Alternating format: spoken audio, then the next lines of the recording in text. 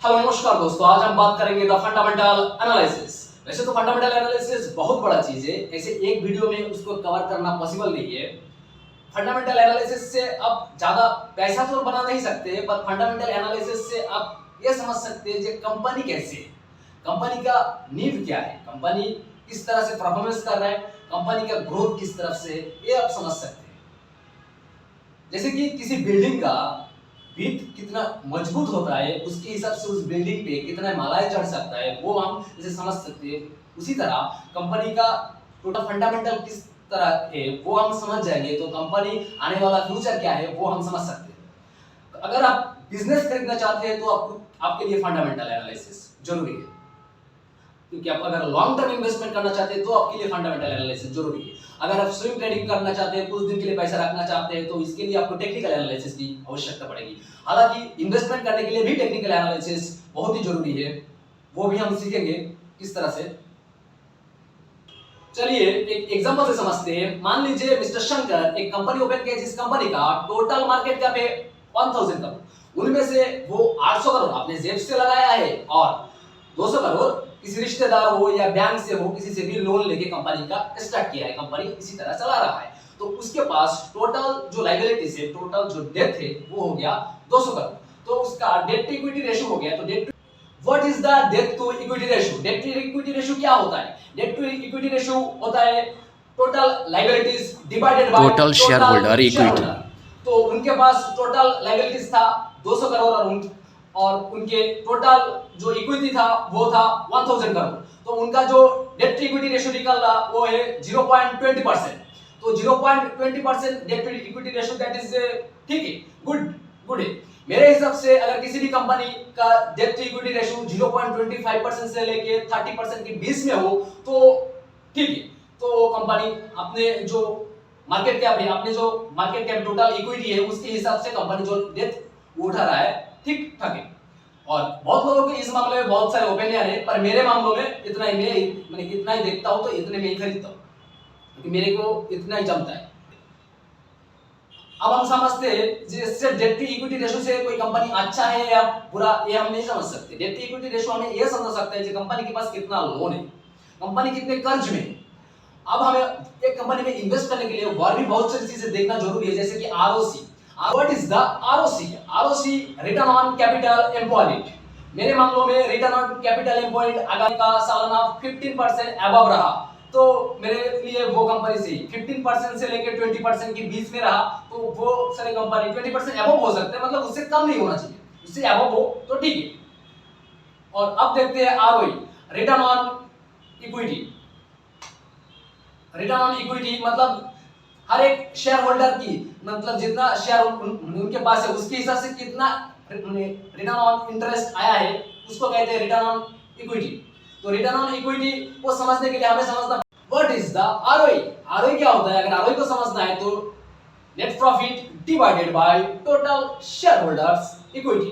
Company का ROE भी अगर कुछ अच्छा खासा परफॉर्मेंस कर रहा है, 20% अबव रहा या 10% 12% हर साल सालाना अबव रहा तो दैट इज गुड। और हालांकि उससे अच्छा होता है तो और अच्छा होता है, पर हाँ कंपनी अच्छा हुआ, कंपनी की फंडामेंटली अच्छा हुआ, अगर आप पैसे बनाने से ज्यादा कंपनी पे लॉन्ग टर्म में इन्वेस्ट करना चाहते हैं तो आरओई दैट इज अगर 15 से लेके 20% हुआ तो दैट इज आरओई गुड। हालांकि हमें और भी बहुत सारी चीज देखना होगा कि कंपनी नेट मतलब रिसेंटली प्रॉफिट कर रहा है कि नहीं। कंपनी का देखिए, किसी भी कंपनी का क्या सिचुएशन चल रहा है, क्या हालचाल चल रहा है, ये सब कुछ हमें किस तरह से समझ में आएगा। अगर किसी नॉर्मल इंसान की लाइफ में कैसा चल रहा है, किस तरह से उसकी लाइफ चल रहा है, तो वो सब कुछ समझने के लिए हमें उसकी पासबुक को समझना जरूरी है। तो किसी भी कंपनी की अगर हमें कंपनी के पूरे डिटेल्स समझना है तो उसके लिए हमें उसके कंपनी में जाने की जरूरत नहीं है, हमें सिर्फ उसकी पासबुक देखना है। और ये पासबुक शेयर मार्केट की भाषा जिसे कहते हैं बैलेंस शीट। आप अगर किसी कंपनी की बैलेंस शीट देख लेंगे, उसके अंदर कंपनी के पूरे कच्चे चिट्ठा रहता है, उसके अंदर आपको सब कुछ मिल जाएगा जो कंपनी के टोटल, उसके अंदर आप देख पाएंगे कंपनी के पास टोटल कितना शेयर होल्डर है, कंपनी की प्रोमोटर शेयर होल्डिंग कितना है, कंपनी का पास म्यूचुअल फंड पब्लिक और एफआई शेयर होल्डर कितना है, सब कुछ पूरा डिटेल्स में मने रहता है। कंपनी के पास कितना लोन है, कितना कर्ज है, कंपनी की नेट प्रॉफिट क्या है। हम अभी स्क्रीन पे एग्जांपल पे हम अभी देखेंगे कुछ कंपनी के नाम, उस कंपनी के नाम देखिए, यहाँ पर कुछ अच्छे कंपनी भी हम दिखाएंगे और कुछ खराब कंपनी भी दिखाएंगे। तो हम नहीं समझ सकते। हमें सिर्फ इतना समझना है जितना समझने से हमारा काम चल जाता है। हम देखे थे मिस्टर शंकर, जिनके एक कंपनी थे, उनकी कंपनी के पास डेट भी कम थे, कंपनी का आरओसी भी गुड था, company that is a profitable company, हर मतलब कम से कम अच्छा परफॉर्मेंस, भले ही ज्यादा अच्छा परफॉर्मेंस नहीं कर पा रहा है पर फिर भी अगर हर क्वार्टरली रिपोर्ट राइजिंग रहे, पॉजिटिवली रहे, तो दिस कंपनी सही है। चलिए एक दूसरा एग्जांपल देखते हैं। मिस्टर मायन की एक कंपनी है जिस कंपनी का टोटल इक्विटी है 1000 करोड़ और वो अपने ऊपर 1500 करोड़ की कर्ज लेके एक कंपनी चला रहा है, जिस कंपनी का total debt to equity ratio क्या हो गया 1.5। मेरे लिए बहुत ही हाई है, बहुत लोगों को लगता है ठीक है, ठीक ठाक है, पर मेरे लिए ये डेट टू इक्विटी रेशियो बहुत ही हाई है। कंपनी पहले तो ये चीज नेगेटिविटी। अब हम देखते हैं इसका नेट प्रॉफिट कैसे जनरेट कर रहा है, नेट प्रॉफिट में कंपनी कैसे चल रहा है। तो नेट प्रॉफिट में भी अगर कंपनी माइनस में चल रहा है, क्वार्टरली प्रॉफिट में भी कंपनी अगर माइनस में चल रहा है, तो इसका इन सारी कंपनी से हम खासकर दूर रहना चाहेंगे। इन सारे कंपनी को भी हम आपको स्क्रीन में दिखा देंगे। इन सारे मार्केट में भी ऐसे बहुत सारे कंपनी है जिसमें लोग टूट टूट के खरीदारी करते हैं, जैसे पेनी स्टॉक जिसे हम कहते हैं, वो बहुत सारी कंपनी है जो एक टाइम में बहुत बड़ा कंपनी हुआ करता था, आज पूरा खत्म हो चुका है। तो ऐसे कंपनी भी हम आपको स्क्रीन में दिखाएंगे ताकि आपको आसानी से समझ में आए फंडामेंटल एनालिसिस क्या होता है। देखिए फंडामेंटल एनालिसिस ऐसे तो बहुत बड़ा चीज है, आज हम सिर्फ इसको मतलब एक आम इंसान को शेयर में खरीदारी करने के लिए कितना समझ होना जरूरी है वो हम समझा है। बाद में हम और भी बहुत कुछ आपको समझाएंगे, क्योंकि फंडामेंटल एनालिसिस के ऊपर एक डिटेल्स में वीडियो लाना जरूरी है, नहीं तो हम आपको इसको समझा नहीं पाएंगे। देखिए फंडामेंटल एनालिसिस से हम सिर्फ इतना समझ सकते हैं कि कोई कंपनी कैसे चल रहा है, किसी कंपनी का क्या हाल है, उसका लाइफ टाइम परफॉर्मेंस क्या रहा, हम ये सब समझ सकते हैं। कंपनी कैसे है वो समझ सकते हैं, पर अगर हमें इन्वेस्टमेंट करना है, पैसा ज्यादा ग्रो करना है, तो हमें टेक्निकल एनालिसिस सीखना भी बहुत जरूरी है। टेक्निकल एनालिसिस वो बहुत बड़ा चीज होता है, उसको हम धीरे धीरे सीखते जाएंगे, पर आज सिर्फ इतना बता देते हैं। अगर आपको खरीदारी करना है तो किस टाइम पे खरीदारी करना है वो भी हमको समझना बहुत जरूरी है। अगर देखिए मार्केट एक टाइम पे अपना रेजिडेंस पे रहता है, एक टाइम पे अपना सपोर्ट पे रहता है। तो रेजिडेंस क्या होता है वो आपको अगर नहीं पता तो आपको बाद में हम बताएंगे, क्योंकि वो भी एक बहुत बड़ा चीज है। आपको रेजिडेंस, सपोर्ट, ये सब टेक्निकल एनालिसिस इसके अंदर आता है, बाद में हम आपको बताएंगे। अगर मार्केट अपना रेजिडेंस पे रहा तो कभी खरीदारी मत कीजिए, कितना भी अच्छा कंपनी क्यों ना हो उस वक्त खरीदारी नहीं करना चाहिए। अगर मार्केट में पैसा बनाना है तो आपको भाव करना आना चाहिए, मार्केट में गुजराती की तरह भाव करना आना चाहिए।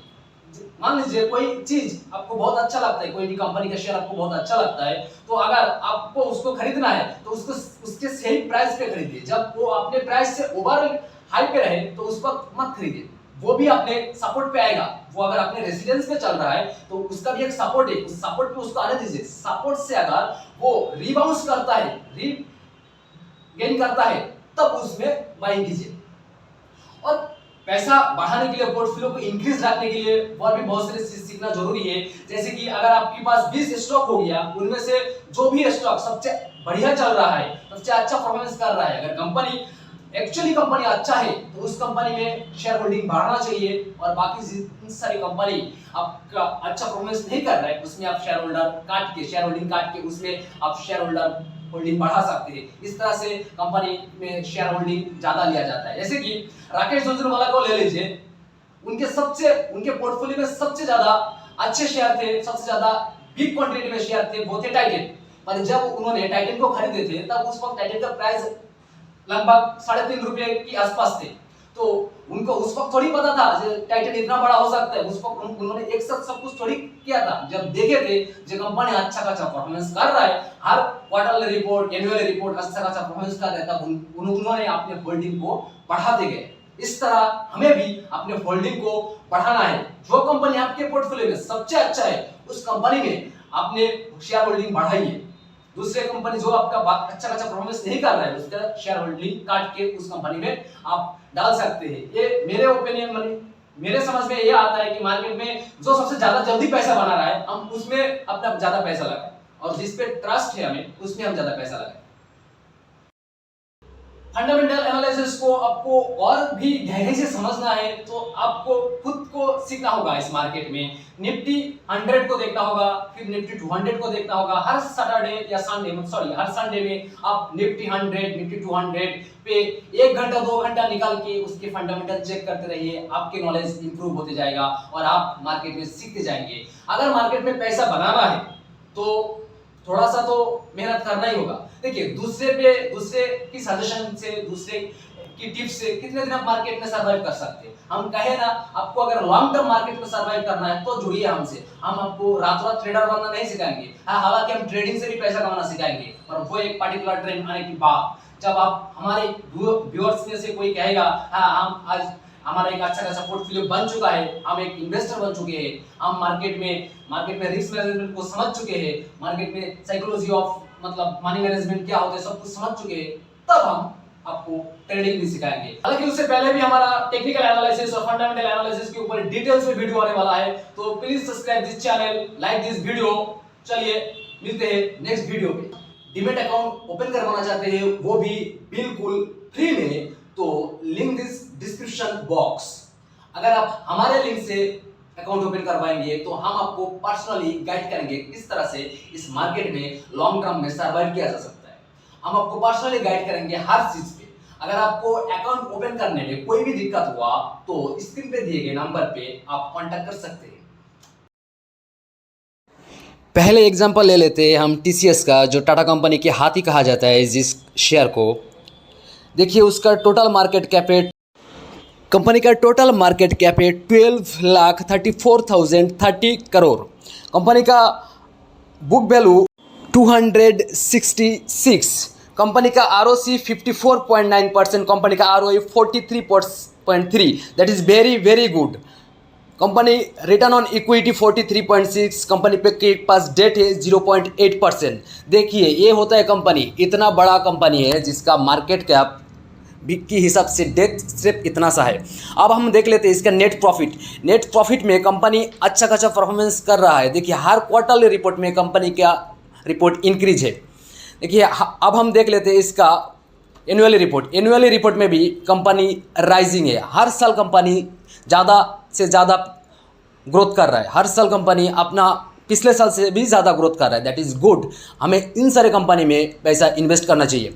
अब हम टाटा के दूसरे शेयर देख लेते हैं, टाटा मोटर्स लिमिटेड। इसका मार्केट कैप तो बहुत बड़ा है, 1,43,683 करोड़। पर कंपनी किस तरह से परफॉर्मेंस करते हैं वो हम देखते हैं। Company ROC 1.4, that is very low. Debt है कंपनी के पास 5.8%, डेट टू इक्विटी रेशो बहुत ही हाई है। कंपनी की ROE तो है ही नहीं, -23 है। कंपनी अपने शेयर होल्डर को पैसा बना के नहीं दे पा रहा है, अपने शेयर होल्डर के पास कोई इंटरेस्ट जनरेट करके नहीं दे पा रहा है। अब हम देखते हैं उसके क्वार्टरली रिपोर्ट क्या कहता है। कंपनी की क्वार्टरली रिपोर्ट में भी कंपनी अच्छा परफॉर्मेंस तो नहीं कर पा रहा है, हर साल माइनस बुक कर रहा है। कंपनी हर साल लॉस बुक कर रहा है, पर हालांकि लॉस की अमाउंट हर साल अभी कम होते जा रहा है। थोड़ा बहुत अच्छा परफॉर्मेंस कर रहा है पर अभी भी लॉस बुक कर रहा है। कंपनी का सालाना भी हमेशा लॉस ही बुक करते आया है। पिछले 4-5 साल से कंपनी अच्छा परफॉर्मेंस नहीं कर पा रहा है। इसीलिए हम कहते हैं कि कोई भी कंपनी में सिर्फ नाम देख के हम उसमें खरीदारी नहीं कर सकते हैं। अब हम देखते हैं IT सेक्टर की एक दूसरे कंपनी है जिसके नाम है विप्रो लिमिटेड।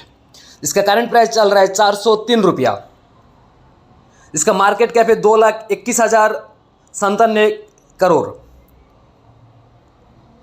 इसका ईयरली डिविडेंड कंपनी पे करते 1.49%। कंपनी की ROCI 21.1%, that is good. Company की ROE 20.3%, that is very good. Company के पास डेट है 0.29%, मतलब डेट टू इक्विटी रेशो 0.29% है। तो कंपनी का हमने क्या बताया था, जे 0.30% की नीचे रहा तो कंपनी सही है। तो हमारे हिसाब से कंपनी सही है। कंपनी अपने मतलब मार्केट कैपिटल के हिसाब से जितना डेट उठा रहा है कंपनी सर्वाइव कर सकता है। अब हमें इसका देखते हैं नेट प्रॉफिट में कंपनी किस तरह से क्वार्टरली रिपोर्ट में दिखा रहा है। कंपनी क्वार्टरली रिपोर्ट में अच्छा परफॉर्मेंस कर रहा है। हर क्वार्टरली रिपोर्ट में कंपनी इंक्रीज कर रहा है अपना प्रॉफिट। अब हम इसका एनुअली रिपोर्ट देखते हैं, एनुअली रिपोर्ट में भी कंपनी अच्छा खासा परफॉर्मेंस कर रहा है। हालांकि मतलब पिछले साल से भी इस साल कंपनी अच्छा खासा परफॉर्मेंस किया है। कंपनी इज ए ग्रोथेबल कंपनी है। अब देख लीजिए यहाँ पे एनुअली रिपोर्ट में भी कंपनी पिछले एनुअल से भी इस एनुअल पे ज़्यादा परफॉर्मेंस किया है। इसलिए हम कहते हैं हमें अगर किसी कंपनी में इन्वेस्ट करना है तो उस कंपनी का बैलेंस शीट देखना जरूरी है। कंपनी के नाम से सिर्फ खरीदारी नहीं करना है। अब हम देख लेते हैं एशियन पेंट कंपनी के फंडामेंटल। कंपनी के करंट प्राइस चल रहा है 2869 रुपये। कंपनी के अभी मार्केट कैप देखते हैं। मार्केट कैप के हिसाब से भी कंपनी बहुत बड़ा है। देख लीजिए यहाँ पे स्क्रीन पे दिख रहा है। कंपनी का बुक वैल्यू है 147। कंपनी ईयरली डिविडेंड का पे करते हैं 0.69%। कंपनी की ROC 29.7%, that is very good. ROE 23.2%, good. हमारे हिसाब से इतना अगर कंपनी अपने शेयर होल्डर को पैसा बना के दे रहा है तो बहुत अच्छा है। कंपनी के पास डेट देखिए, इतना बड़ा कंपनी है, इसके पास डेट है 1866 रुपये की सिर्फ डेट है। तो ये होता है कंपनी। अगर हमें इन्वेस्ट करना है तो ऐसे फंडामेंटली स्ट्रॉन्ग कंपनी से देख लीजिए। इसका debt to equity ratio 0.13%, only 4, और रिटर्न ऑन इक्विटी 23.2%। मतलब हर साल अपने इन्वेस्टर को 23.2% रिटर्न जनरेट करके दे रहा है। कंपनी का नेट प्रॉफिट भी हम देख लेते हैं। क्वार्टरली रिपोर्ट में कंपनी क्या परफॉर्मेंस कर रहा है देख लीजिए स्क्रीन पे। क्वार्टरली रिपोर्ट में भी कंपनी अच्छा खासा परफॉर्मेंस कर रहा है। देखिए पिछले क्वार्टर से भी इस क्वार्टर में थोड़ा बहुत अच्छा खासा परफॉर्मेंस किया है कंपनी ने। अब हम इसका एनुअली रिपोर्ट देख लेते हैं। हर सालाना कंपनी किस तरह से अपना प्रॉफिट जनरेट कर रहा है। देखिए हर साल एनुअली रिपोर्ट में नेट प्रॉफिट में भी कंपनी राइजिंग है। देख लीजिए इसी तरह कंपनी में हमें इन्वेस्ट करना चाहिए। हम ये नहीं कह रहे कि आप इस कंपनी में इन्वेस्ट कीजिए, पर हाँ जिस भी कंपनी में इन्वेस्ट कर रहे हैं पर उसका नेट प्रॉफिट हमेशा राइजिंग होना चाहिए।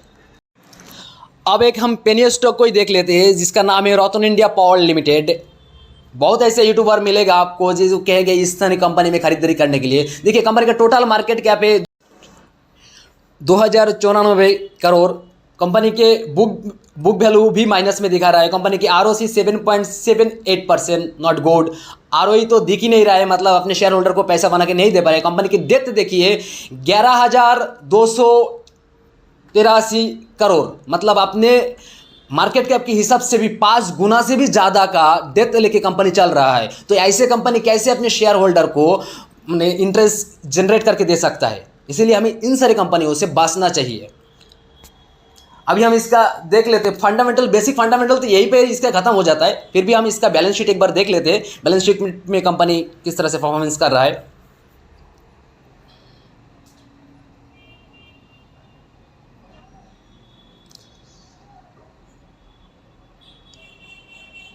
देख लीजिए हर क्वार्टरली रिपोर्ट में भी कंपनी माइनस, अभी भी हर क्वार्टरली रिपोर्ट में कंपनी लॉस बुक कर रहा है। तो हमें इन सारे कंपनियों में से बचना चाहिए। कंपनी है हालांकि इस लास्ट देख लेते हैं एक बार प्रॉफिट। देखिए पिछले साल भी कंपनी 1981 करोड़ की लॉस किया था। देखिए हर साल इस तरह से लॉस बुक कर रहा है। तो हमें इन सारे कंपनियों से बचना चाहिए।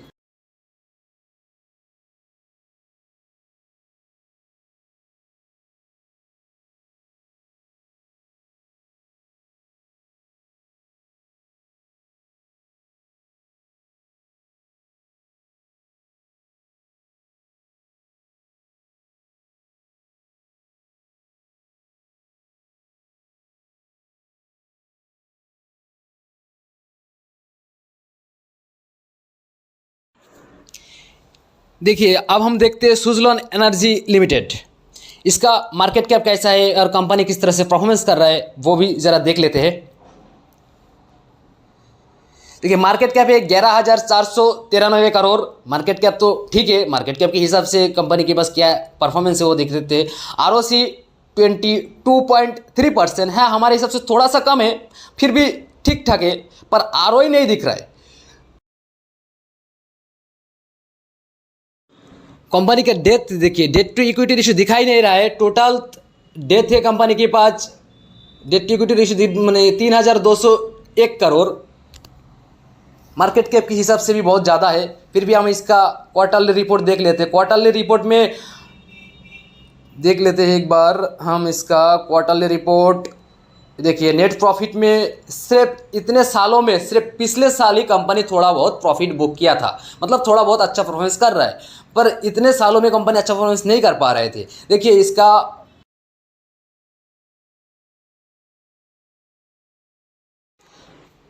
अब हम एक दूसरे कंपनी को देख लेते हैं, दूसरे पेनी स्टॉक का, जिसका नाम है MFL इंडिया लिमिटेड, जिसका मार्केट कैप है 33.2 करोड़। मतलब देख लीजिए इतने छोटा कंपनी है जिसका ROC तो 42.3% दिखा रहा है। ROC दिखाने से इस सारे कंपनी में ROE तो दिख ही नहीं रहा है। देखिए ये इन सारे कंपनी में पैसा बांधता है, मतलब प्रोमोटर होल्डिंग आ जाता है तो बूम करके ऊपर चला जाता है, फिर प्रोमोटर होल्डिंग काट देता है तो फिर नीचे आ जाता है। एक ही प्राइस रेंज पे सर्वाइव नहीं कर सकते ये मैंने ऐसी कंपनी, क्योंकि इस कंपनी की फंडामेंटल ही सही नहीं है। कंपनी आपने देखिए रिटर्न ऑन इक्विटी दिख ही नहीं रहा है, क्योंकि कंपनी अपने शेयर होल्डर को रिटर्न जनरेट करके नहीं दे पा रहे यार। ऐसे कंपनी अपने शेयर होल्डर को रिटर्न जनरेट करके नहीं दे पाते हैं। देख लीजिए इसका क्वार्टरली रिपोर्ट में भी कंपनी पिछले क्वार्टरली रिपोर्ट में भी 3 लाख का नुकसान बुक किया था, उससे अगले क्वार्टर में 2 लाख का प्रॉफिट बुक किया था। कंपनी सालाना देखिए कितना प्रॉफिट बुक कर रहे हैं, ओनली फॉर पिछले साल में 1,88 लाख रुपये कंपनी सिर्फ जनरेट कर पाए थे। इसीलिए कहता हूँ इन सारे कंपनी से दूर रहना चाहिए। चलिए दोस्तों।